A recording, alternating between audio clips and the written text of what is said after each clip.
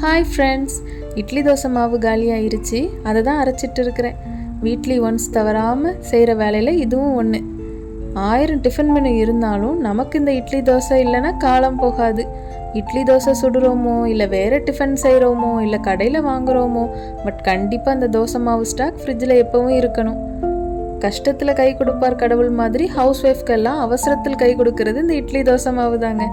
காலையில் லேட் ஆகிடுச்சுன்னா இல்லை ஈவினிங் வெளியே போயிட்டு டயர்டாக வந்தாலோ எடுடா அந்த வெப்பனைங்கிற மாதிரி சட்டுன்னு தோசையை ஊற்றி இட்லி பொடி வச்சு பிரேக்ஃபாஸ்ட்டோ இல்லை டின்னரோ முடிச்சிடலாம். என்ன நான் சொல்கிறது சரிதானே? உங்களுக்கு இந்த வீடியோ பிடிச்சிருந்தா லைக் பண்ணுங்கள், சேனலை சப்ஸ்கிரைப் பண்ணுங்கள், கண்டிப்பாக ஃபாலோ பண்ணுங்கள். தேங்க்யூ.